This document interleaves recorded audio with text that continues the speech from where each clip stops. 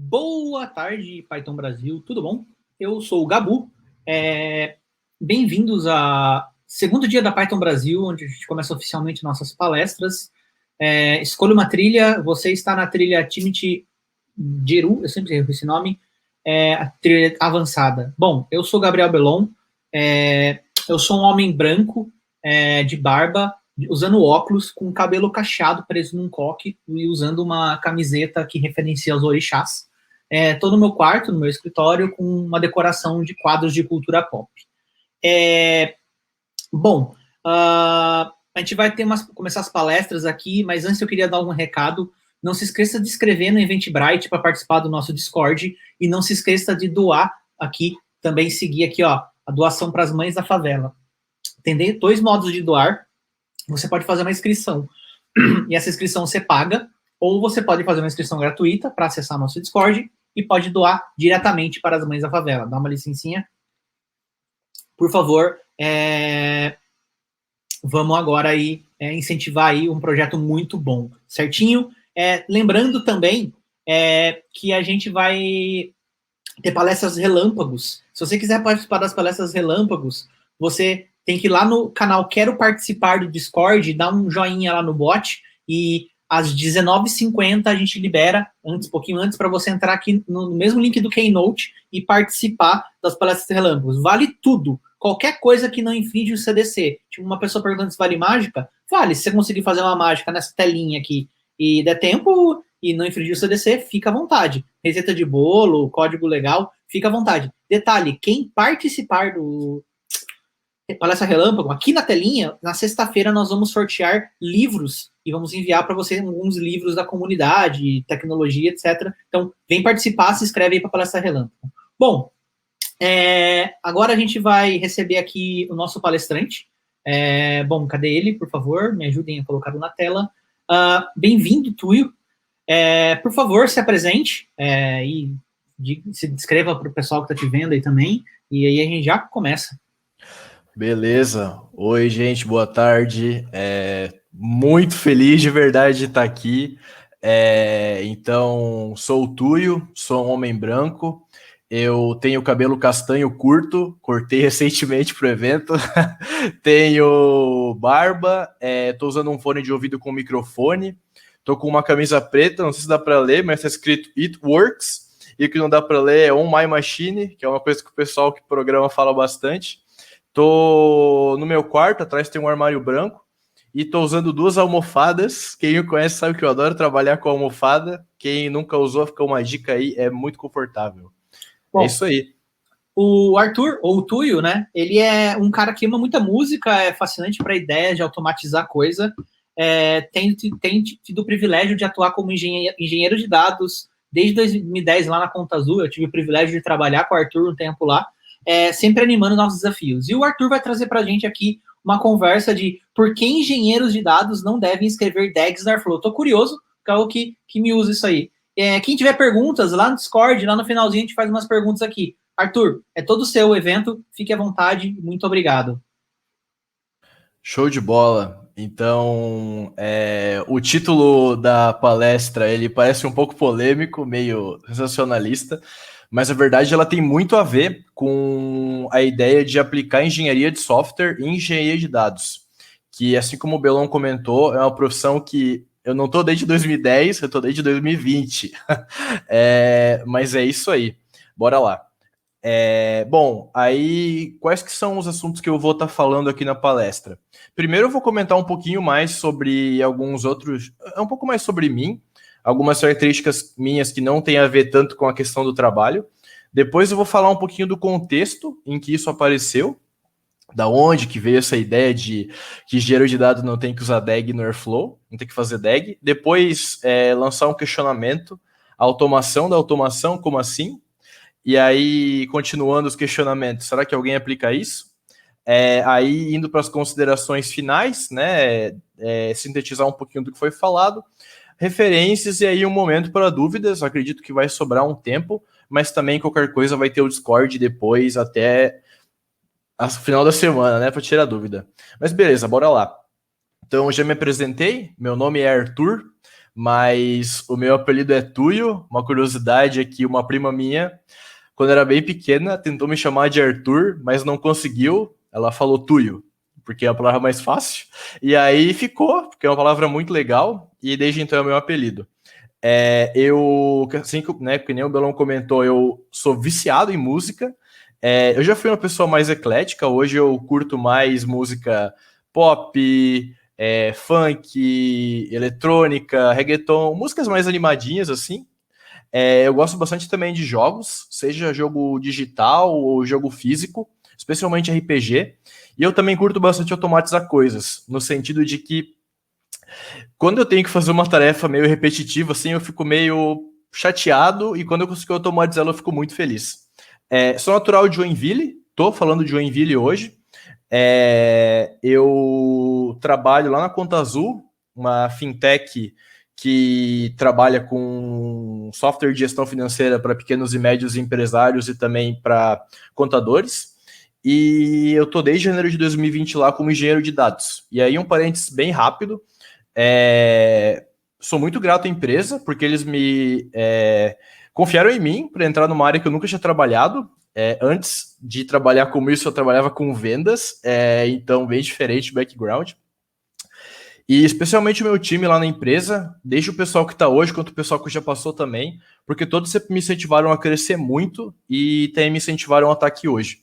Então, sou muito grato e, além deles, né, principalmente a minha família, porque também sempre me apoiaram. Acho que talvez minha mãe e meu pai devem estar vendo agora, então amo vocês demais. E é isso aí. Nas redes sociais podem me encontrar por Arthur e o Del, que é Arthur mais Tuyo. E o Del, infelizmente, não tem a ver nada com a Del, mas também tem o sobrenome. Aí tem uma foto minha ali, com o fundo de The Office. Para quem nunca viu essa série, fica a recomendação. Melhor série que existe, por muito. E é isso aí, bora seguir. Bom, então, vou falar um pouquinho do contexto de tarefas manuais, primeiramente, e depois como a gente pode automatizar elas, né? E aí, já falando um pouco de tarefas manuais, imagino que todo mundo que deve estar, né, que está ouvindo, consegue imaginar exemplos de tarefas manuais. Se a gente pensar um pouco mais no dia a dia de uma pessoa programadora, tarefas manuais podem ser, por exemplo, pegar uma planilha e salvar ela num banco de dados. Isso é uma tarefa manual. Escrever também a planilha, né? Enfim. Então imagina que você é uma pessoa programadora e te pedem para fazer isso. Preciso que você faça essa planilha e ir para o banco de dados. Aí você vai lá e faz. E aí no outro dia pedem para você fazer de novo isso. E de novo, de novo, de novo. Mas aí, como você é uma pessoa que é apaixonada por Python, você sabe que dá para criar um script para automatizar esse processo. E assim que você faz isso, você percebe que outras tarefas também podem ser automatizadas, né? Como, por exemplo, pegar do banco de dados e jogar na nuvem, né, na cloud, como, por exemplo, gerar uns gráficos num dashboard para a galera da empresa poder usar, como, por exemplo, treinar modelos de machine learning, enfim, a quantidade de tarefas manuais e repetitivas que podem ser automatizadas é gigantesca, né? E aí você decide realmente criar scripts em Python para fazer essa automação e você faz. E agora, olha só que legal, você, ao invés de fazer todo aquele processo, basta você rodar uma vez por dia, por exemplo, esse script, né? Então você vai lá, acorda às 5 da manhã e roda esse script. O que é bom, mas ainda está longe de ser o melhor cenário do mundo, né? Então, uma das possibilidades do que você pode fazer para deixar isso mais automatizado ainda é encapsular esses scripts dentro de alguma ferramenta que consiga agendar eles. Você fala, ferramenta, roda para mim isso todo dia às 5 da manhã. E ela vai lá e passa a rodar. Só que, vamos supor também, né, deixar mais complexo as coisas, que alguns desses processos eles têm uma ordem de execução. Por exemplo, você primeiro precisa pegar a planilha e enviar para o banco de dados, para depois ir do banco de dados para a nuvem. Então, a segunda atividade depende da primeira. Então, você precisa, além de agendar a execução, orquestrar elas de uma forma com que elas tenham essa lógica, né? Esse fluxo lógico. E aí, só um comentário bem rápido, existe uma série de ferramentas que fazem isso. Uma delas é o Cron Tab do Linux. Ele é super simples e eficiente de usar, só que eu vou estar falando aqui hoje de uma outra ferramenta que leva o título da apresentação, que é o Airflow, né? O Apache Airflow, que ele é uma dessas ferramentas que permite orquestrar e fazer agendamento de tarefas. Então ele vai resolver seu problema. Ó, que legal. Você foi daquele cenário que você tinha, sei lá, 50 tarefas para automatizar, que você automatizou, rodava na mão todo dia o script, e agora você consegue botar isso no Airflow e falar: Airflow, roda para mim isso, e pronto, ele roda. Falando de forma bem abstrata, é assim que funciona, mas se a gente entrar um pouquinho no detalhe do detalhe, não no detalhe do detalhe, mas se a gente entrar um pouquinho para entender como é que funciona o Airflow, eu acho que é interessante para vocês também conhecerem a ferramenta, e mais para frente a gente vai usar isso no decorrer da palestra. Então, o principal objeto do Airflow se chama DAG, D-A-G, e é ele que faz esse trabalho de executar uma tarefa, né? De mover ela de um lugar para o outro, por exemplo. Beleza. Então a gente vai falar rapidamente sobre como é que funciona o Airflow, tipo de uma thread de Twitter, que são coisas bem rápidas, ótimas para consumir conteúdo. Então bora lá. O primeiro componente que eu vou explicar se chama hook, de gancho. Ele é em inglês hook, em português gancho, né? E aí, basicamente, o papel dele é se conectar com alguma plataforma externa. Então, por exemplo, tem lá o Twitter. O Twitter, se eu quiser pegar dado do Twitter, eu preciso usar a API dele ou fazer um negócio mais complexo ainda. Só que mesmo a API, que já é simples, no meu caso, que eu só quero pegar uns dados, eu poderia criar uma interface ainda mais alto nível que fosse mais simples ainda. Então eu crio um hook, que vai se conectar e pegar dados. Ah, mas aí eu posso criar um hook também para se conectar a um banco de dados. Postgres Hook. E assim vai. O legal é que o Airflow ele possui uma série de hooks nativos, então a gente não precisa de fato criar, a gente pode usar muita coisa pronta já. Mas enfim, o importante é entender que o papel dele é justamente se conectar a uma plataforma externa para abstrair a complexidade da mesma, né?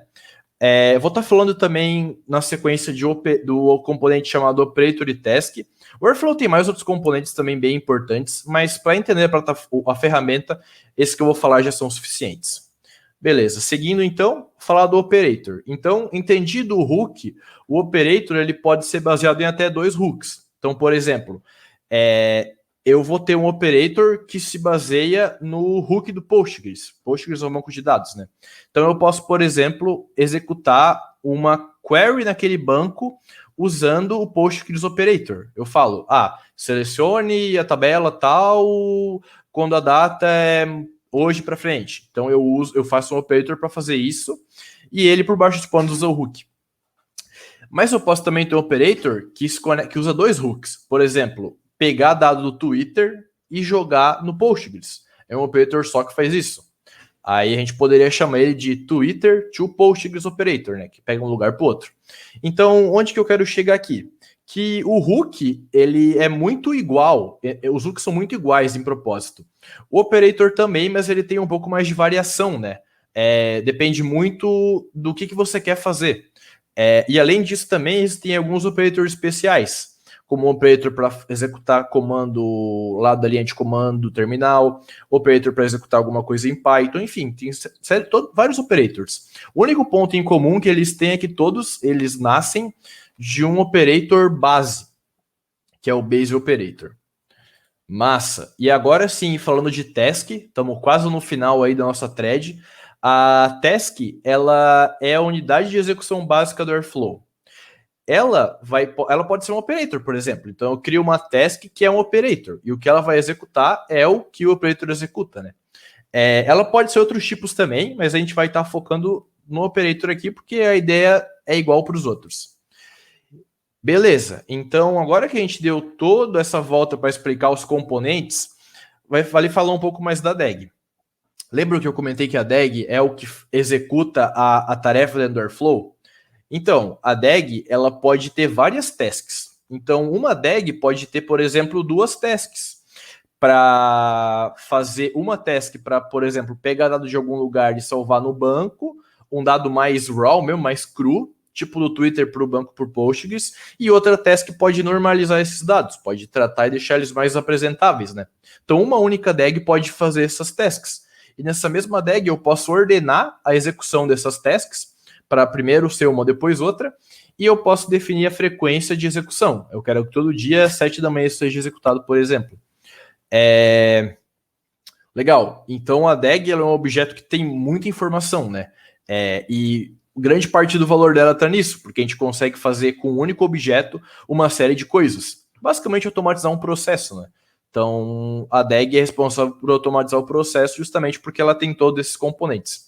Ela tem mais, na verdade. Eu estou trazendo uma visão simplificada aqui.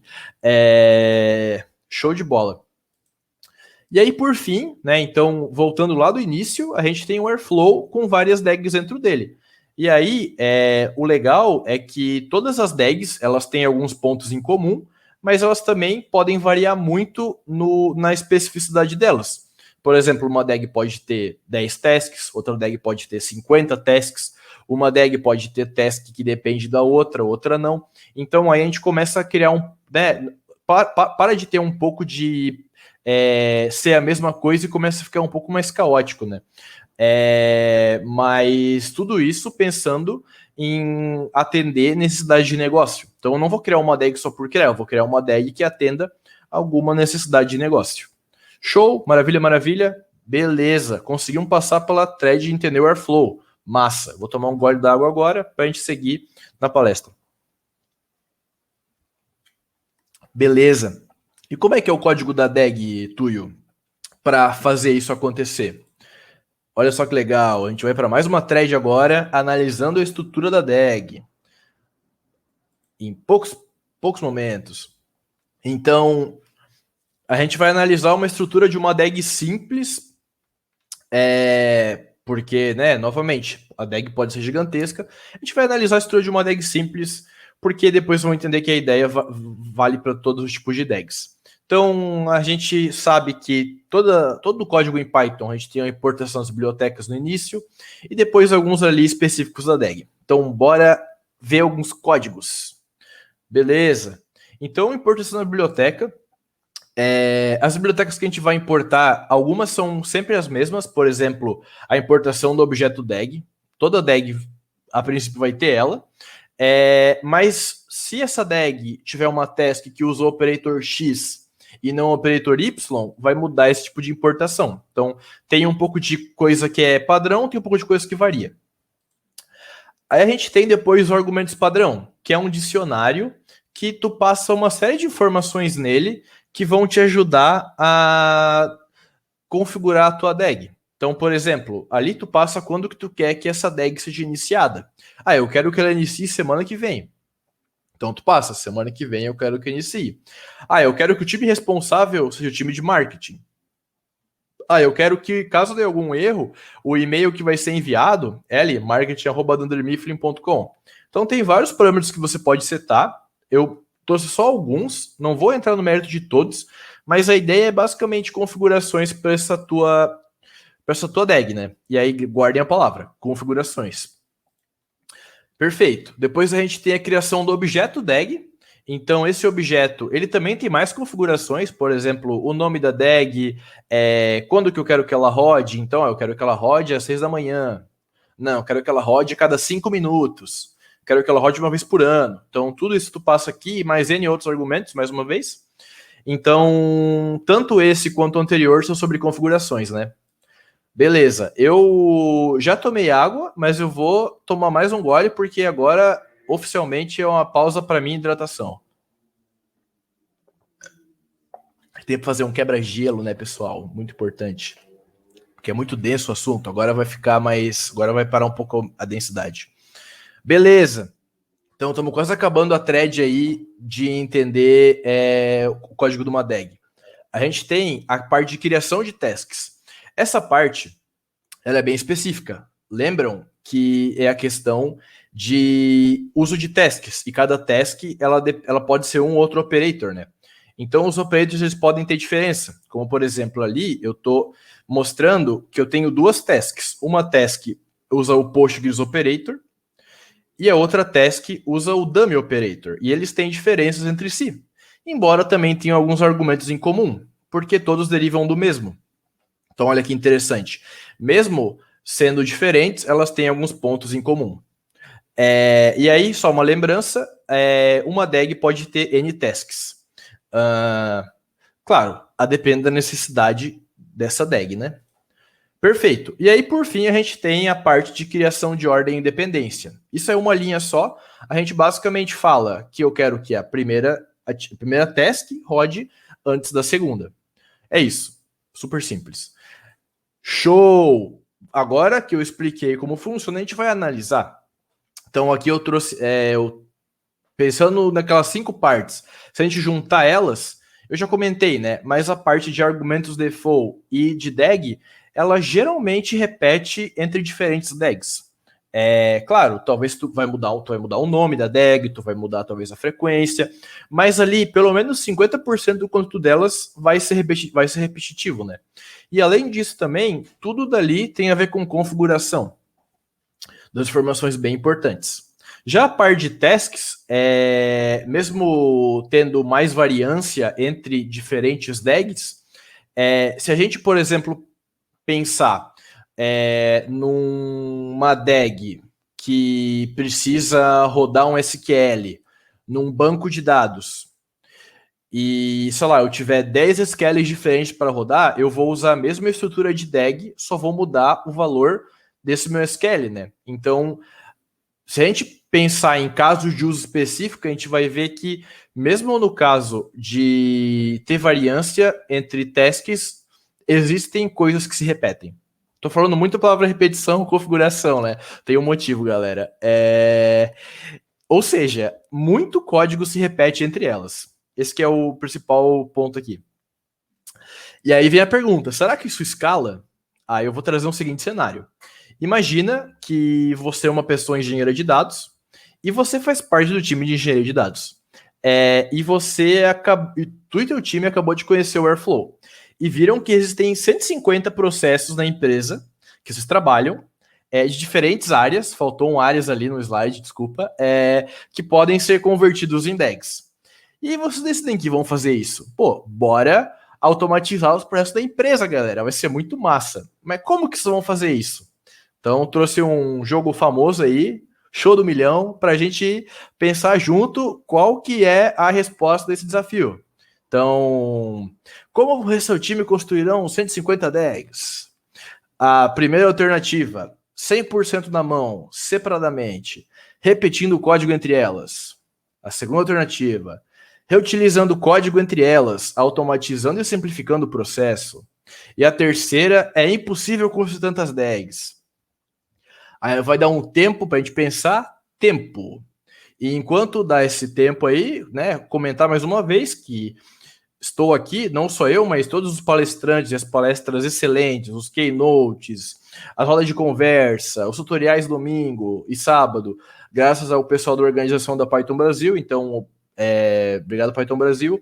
E vai ter muito assunto, se posso falar a palavra foda, agora já falei, mas muito assunto muito bom que já foi apresentado e vai ser apresentado ao longo dos dias, então confiram a grade, se inscrevam lá no Eventbrite para ter seu Discord, e é isso aí. Beleza, deu tempo de pensar, bora para a resposta. E a resposta é 2, isso aí, pessoal. Uhul. Reutilizando código entre elas, automatizando e simplificando o processo. É assim que a gente vai construir, porque isso é engenharia de software. Massa. Então, a gente vai construir as 50 DAGs reutilizando o código entre elas. E aí a gente reconstrói, e tudo dá certo. Maravilha. Conseguimos automatizar muitos processos na empresa. Que felicidade imensa. Mas aí, como nem tudo é alegria, vocês descobrem que 100 dessas DAGs, então 2/3, precisam ser alteradas, porque houve mudança nas regras de negócio das áreas da empresa. Então, por exemplo, o time de marketing decidiu que a forma de descobrir se alguém é lead ou não vai ser uma outra forma, vai ser uma nova query, por exemplo. E aí vocês vão ter que ir lá e alterar isso no lado de vocês. Chato, né? Mas enfim, faz parte. Mas imagina se todo mês tivesse que mudar 100 DAGs. Imagina agora se fosse 1000 DAGs. Imagina o tempo que vocês iam ter que dedicar para fazer isso, sabe? Olha a dependência que o time de engenharia de dados tem de algum assunto que tem a ver com a área de negócio, não com vocês, né? Então, será que seria possível delegar essa responsabilidade para pessoas dessas áreas, de forma a não gerar dependência no time de vocês? E além disso, será que isso faz sentido? E aí, para a gente responder essa pergunta, vou dar 2 dicas. A primeira é uma frase aí bem importante e acho que bem recorrente na área de engenharia de dados, que é a seguinte: o papel do engenheiro de dados não deve ser o de escrever ETLs, e sim generalizar e abstrair a forma com que estes são construídos. Quem falou isso foi o Jefinho Magnusson, que é vice-presidente da plataforma de dados de uma empresa chamada Stitchfix. E aí, se a gente pegar essa ideia e levar para o Airflow, vale a mesma coisa. E aí, a segunda dica é um princípio aí muito lembrado e muito falado por acho que todo mundo da área, que é don't repeat yourself, né? Não se repita. Isso está no Clean Code e também é parte da filosofia Python. Então, pensando em tudo isso, será que é possível delegar e será que faz sentido? Sim, é possível, galera. Com certeza é possível e com certeza faz sentido. E é por isso que agora a gente vai falar um pouquinho sobre uma sugestão de framework para conseguir fazer isso. E aí, assim, como a gente está falando de programação, existem 1 milhão de formas de tu conseguir automatizar, enfim, um framework para conseguir tornar isso mais simples e automatizado. Eu vou trazer um aqui, mas não se prendam a ele, sabe? Mas, enfim, bora nessa. Vou estar falando de um framework que usa 3 tecnologias: Python, nosso amado, né, querido Python, aquela ferramenta que não pode faltar em nada. YAML, que acredito que muita gente deva conhecer. Quem não conhece, quando você conhecer, você vai ficar YAML usado, porque é muito da hora. E Jinja, que é construído em Python por debaixo dos panos, mas vamos deixar separado por enquanto. E aí, qual que é a ideia? É com que a gente escreva configurações específicas usando o YAML. Lembra que eu falei várias vezes sobre configuração, criar configuração anteriormente? Então, o YAML ele vai entrar aí. O Jinja para criação de templates. Então, como assim template, Arthur? Depois eu vou explicar. Mas é aquela parte que se repete entre as DAGs. E o Python para fazer essa questão de fazer o YAML virar Jinja, que vira Python, enfim. Toda essa orquestração, né? Esse motor o que o Python faz, né? Script para converter uma coisa em outra e tudo mais. Beleza. Então, vou falar bem rapidamente sobre qual que é o conceito do YAML. E aí, a ideia dele é ser uma linguagem super amigável e universal, né? Que dá para ser usado em todas as linguagens de programação. E ele é excelente para escrever, adivinha, configurações. Então, eu trouxe um exemplo ali de como é que se escreve em YAML. Basicamente, você escreve ali a chave, por exemplo, uma chave chamada exemplo, e aí 2 pontos, e aí você digita o valor logo na sequência. Ou você pode, se você quer fazer uma chave dentro de uma chave, aí você basicamente dá um tab na linha de baixo para identar, né? Então, para quem usa Python, que é viciado em indentação, o YAML também é orientado à indentação.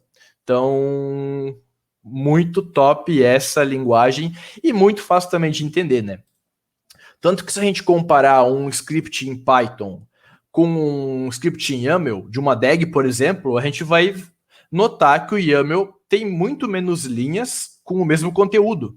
E como ele não tem nada de específico de Python, como, por exemplo, uso de chaves, uso de igual, eles basicamente 2 pontos, valor e chave. Se uma pessoa que não é da área tiver que aprender um dos dois, óbvio que YAML vai ser mais simples, né? Mais prático para ela. E, consequentemente, é mais fácil de ler, escrever e de encontrar erros. Só vantagens. Beleza, se a gente for um pouquinho além, bem rapidamente no YAML, a gente pode usar ele para escrever configurações para ambientes de dev e prod, né? Então, por exemplo, eu tenho uma configuração, eu salvo um arquivo lá na nuvem. Se for teste, eu salvo numa pasta A. Se for produção, eu salvo na pasta B. Então, eu posso deixar isso configurado no YAML. E assim eu consigo simplificar meus testes em aplicações, o que é excelente, porque quanto mais a gente testa uma aplicação antes de botar ela em produção, mais chance a gente tem de que a gente, né, não tenha erro. Claro, não tem que também testar infinito, né? Tem ali uma balança, mas no geral é uma boa prática. Aí, falando um pouquinho do Jinja agora, já entendemos o YAML, e aí o Jinja é a parte do esqueleto, né? Ela é como se fosse um intermediário entre a configuração e o arquivo final. E aí, quando a gente viu a DAG lá no começo, a gente viu que ela tinha ali os default args e o DAG. E que nem eu comentei, toda DAG tem isso, independente do contexto. De acordo com o contexto, muda ali as tasks, né?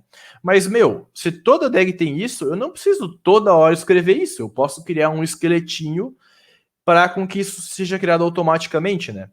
E o Jinja fez isso através do uso daqueles bigodinhos ali, que eu não sei como é a palavra, acho que não sei se é chaves, mas vou falar bigodinhos, ali que tu bota ali a coisa que é variável e o resto é padrão.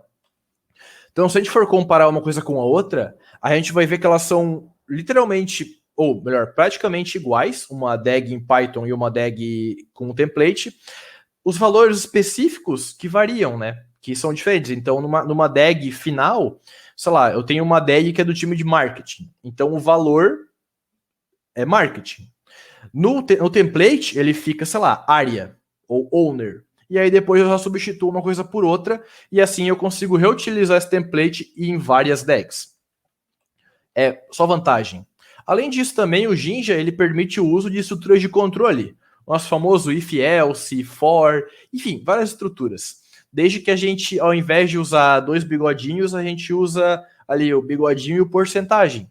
E a gente pode escrever comentário. Então, tu consegue escalar muito o uso do Jinja, sabe?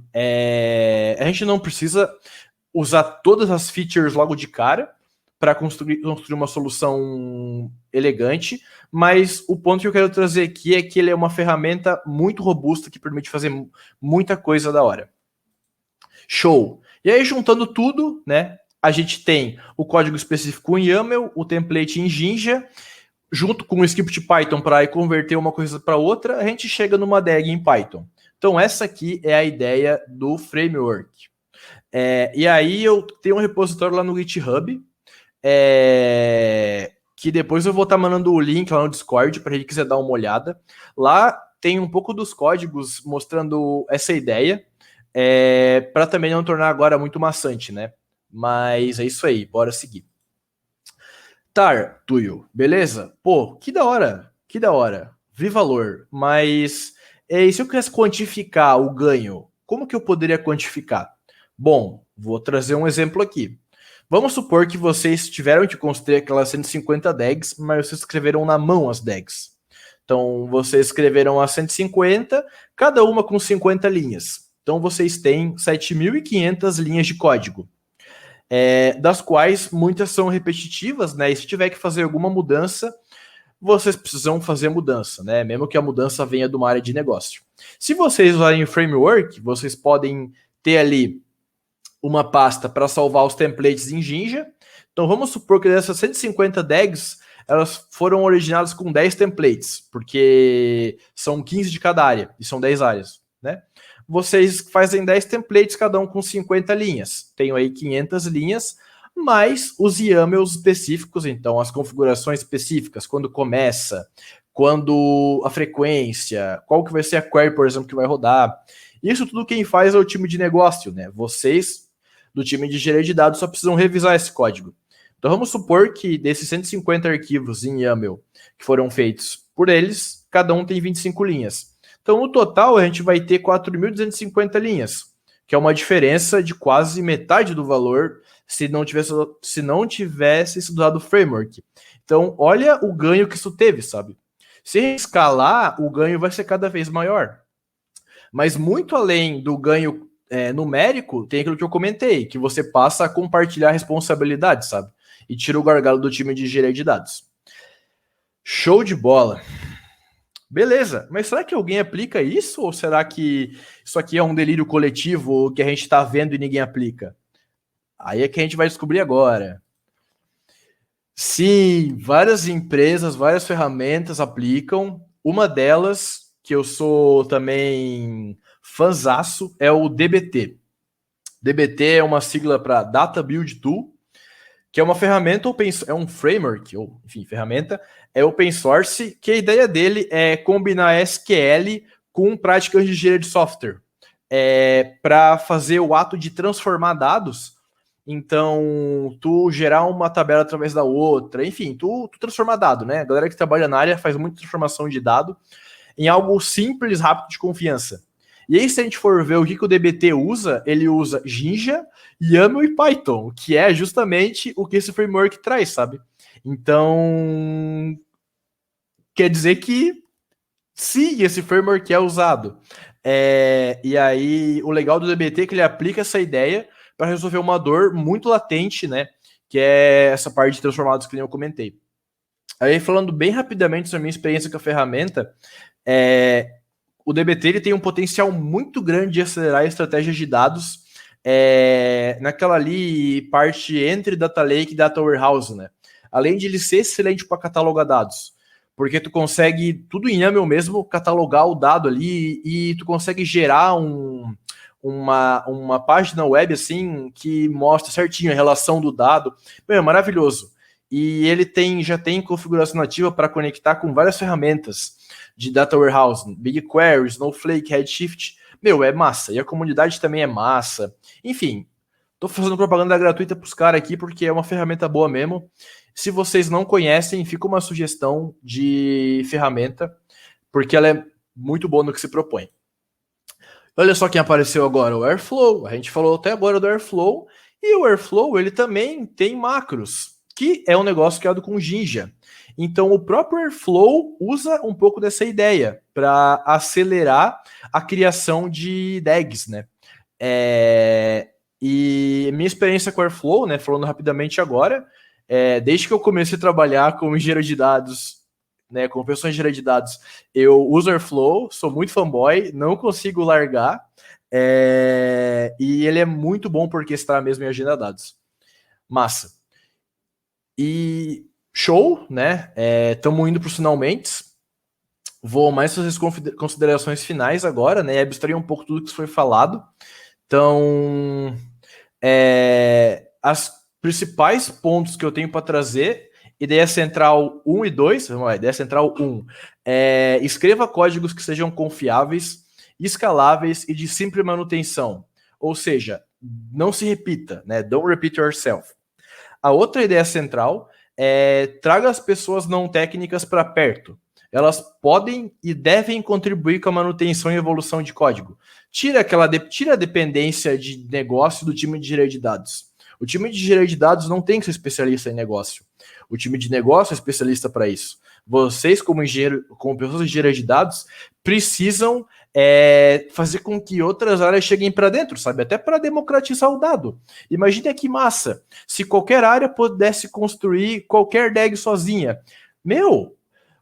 Eles conseguem agora mais dados e com esses dados conseguem gerar mais e mais valor, sabe? Então não tem que deixar isso fechado na área de vocês, tem que compartilhar isso mesmo. Outra coisa bem bacana é que a ideia desse framework, né, de usar YAML e linguagem de template, dá para ser usados em várias outras linguagens, como, por exemplo, HTML, gera HTML, SQL, enfim, dá para usar com muita coisa assim, não precisa se prender ao Python, sabe? E isso é muito legal, porque a ideia por trás é muito boa, né? E aí, por último, não faça over-engineer. Eu não sei como falar isso em português, over-engineer, então eu botei em inglês, mas ter muito claro também que só porque esse framework é muito massa e é muito da hora automatizar coisas, não quer dizer que tudo precisa passar por isso, sabe? Se você vai construir uma coisa que é temporária, Se você vai construir alguma coisa que é super específica, não precisa dedicar toda uma energia para tentar automatizar e simplificar, sabe? É muito de saber qual o nível de energia que precisa ser gasto para a solução. Isso é muito importante também. E é uma dica aí que vários amigos meus me deram da área. Perfeito. Aí, só falando ultra brevemente das referências, eu não vou mostrar uma por uma, né? Não tem tempo, mas depois eu vou compartilhar o slide, vocês podem ver. Aqui tem todas as documentações de que eu trouxe para cá. Esse slide eu peguei de uma plataforma chamada SlideGo, que é gratuita, então também tem que referenciar. E aí é isso.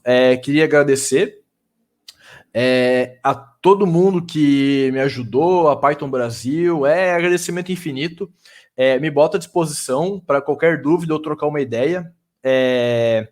E não vejo a hora de essa pandemia acabar, as coisas ficarem melhor, para a gente se ver por aí, sabe? E é isso aí, pessoal. Agora acho que tem tempo para as dúvidas. Então, bora de dúvidas. Olá, muito bom, Arthur, Tuyo. Cara, que palestra foda.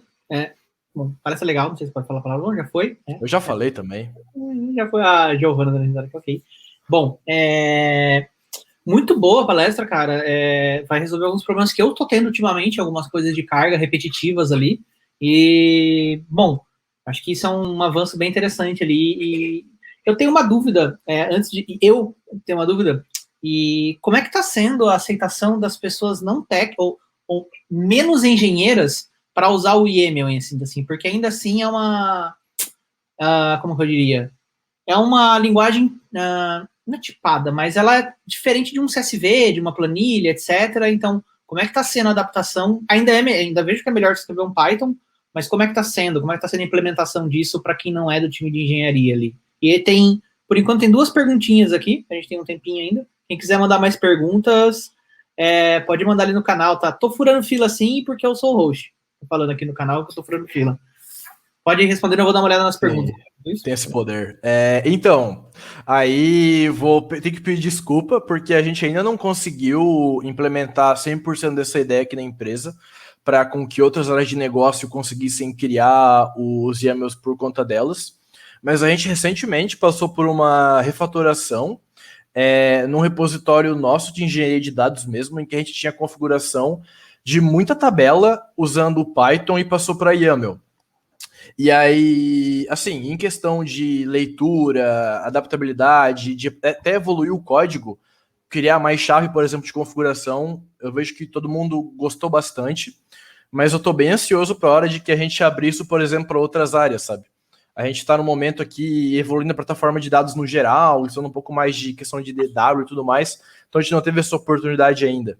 Mas quando tiver, pode deixar que eu vou documentar e repassar. Legal. Tem 3 perguntinhas aqui por enquanto. A pergunta do Aloysio aqui como o Airflow está deployado na conta azul? Está rodando em Kubernetes? Como que é o processo para adicionar uma nova DAG em produção? Se puder resumir aí, que eu acho que é coisa, né, nesse cenário. Show. A gente tem 2 máquinas rodando Airflow, na verdade. Uma delas roda direto num EC2, lá na AWS, e essa é mais simples, porque para a gente conseguir fazer deploy, a gente só precisa fazer um SH nela e fazer um git clone, e aí faz um deploy. E aí a gente tem uma que roda no Kubernetes, quem fez toda essa parte foi um pouco do time no passado, mas o pessoal de SRE, e aí sim, esse está rodando no Kubernetes, né? E aí é legal que cada task é lançada num pod, então isso faz com que seja bem otimizado a questão de recursos. Para deploy, a gente faz um script tipo esse também, que é um negócio mais assim, não é a melhor prática do mundo, mas a gente também entra na máquina, entra no cluster e faz um git clone. Se eu não me engano é isso, talvez eu possa ter me confundido em alguma coisa, mas o nosso processo de deploy, por enquanto, é assim, a gente quer evoluir, mas, novamente, muita coisa para fazer, outras prioridades, por aí enquanto é isso. Eu acho que você já meio que respondeu essa, mas o Esbel perguntou aqui, na mesma linha de automação, você recomenda rodar o Airflow num container? Sim, excelente. Uma coisa que a gente faz muito aqui testar local as coisas no Airflow antes de subir para nossa master, né? Que a gente não tem, por exemplo, um ambiente dev 100% configurado. Então a gente testa local algumas coisas. Até mais rápido e tal.